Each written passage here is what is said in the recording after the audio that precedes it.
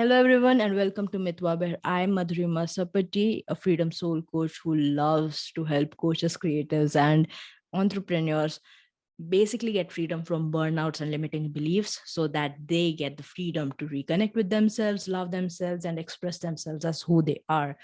Excuse the voice crack there. It's extremely hot here in Hyderabad, India today. But, anyways, today's topic, I wanted to talk a bit more about what burnout actually means.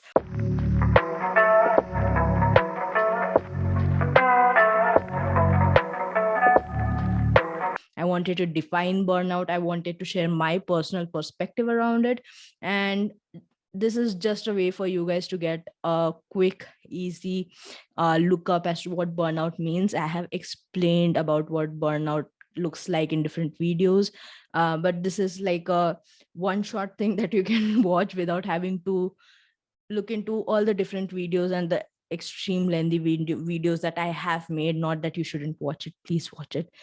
I beg you to watch it. It will actually help you understand a lot more about burnout. But this is just a short video just so that you get a better idea around what burnout means. Now, according to WHO, this was first limited only to healthcare workers, to doctors, to first line responders. But they have since then changed what burnout actually looks like and what it means. And it is now said as a syndrome conceptualized by workplace stress that has not been managed properly. And what I wanted to say about this is basically what it looks like, right? This is the official definition.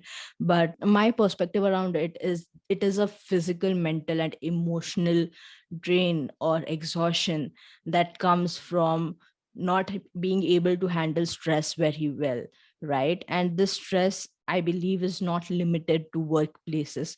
It's not limited to the things that you do at your job. I feel that especially as creatives, coaches, and entrepreneurs who are starting their own businesses or not even doing businesses, I feel like creatives especially have faced art blocks and writer's blocks when they were not writing to get paid or writing as a job, but writing for their own sake. We have all experienced the art block or the writer's block before. And it is not necessarily burnout, but it can be considered as a form of burnout.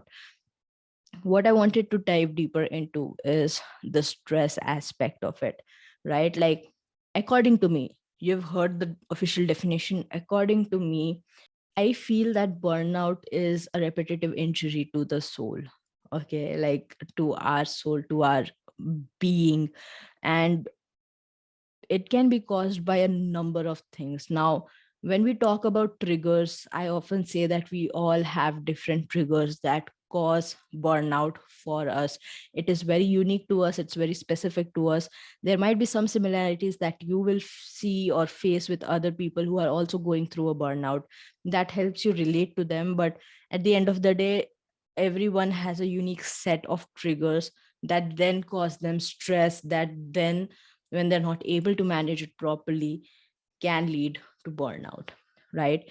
And when I first read this, to be honest, I was like, stress, is that all that they're limiting it to? And even workplace stress, because I feel like burnout is something that can happen outside of our workplace, right? It can be the stress at home for personal reasons. If someone in your house is not feeling well, or they are not, there is a lot of stress happening in your personal life, that as well can lead to the stress that's happening in your workplace and can lead to a burnout. What I think of burnout is, it's this rock, right, at the side of a riverbed, and it's been smoothened over time. It takes years upon years for that sharp rock to get smoothened over time. And it doesn't happen instantly, and burnout doesn't happen instantly. It's not like, oh, you face stress today and you will be burnt out the very next day, or by like if you face stress in the morning, you will be burnt out by night. That's not how it works. Burnout is something that is accumulated over time. You are basically the rock, and your edges have been kind of smoothened out by the amount of stress that you're facing daily, which is why a lot of times people place so much emphasis on rest, which is extremely important, but once again, not the cure for burnout. Click the link above to look into what actually rest means and why it is not the cure for burnout. Now, burnout is something there are a lot of people experience differently, right? Like they face different signs, they have different symptoms that can signify that they're going through a burnout, and they have different cures. Not everyone can meditate and take a break, and that won't heal the burnout. It will just postpone it, right? You have to work on a lot of different things that will enable you to not get burnt out. And I want to place a bit of emphasis on this. I feel like in today's day and age, right, about everyone talks about being burnt out, right? Everyone talks about not being able to handle stress. People talk about how work-life balance is a myth, especially for entrepreneurs who are starting out, because they have to prove their worth to the world and to themselves. And which is why they place a lot of stress on their own selves in order to make sure that their businesses succeed. So there are a lot of different things and a lot of different ways that you can get burnt out. Okay. And what I'm going to do to help you have a lot more awareness around this, around burnout and what could be something that could trigger you, is I'm going to make short videos on different triggers that can cause burnout, so that you are more in awareness of whether this is something that can cause burnout for you or not.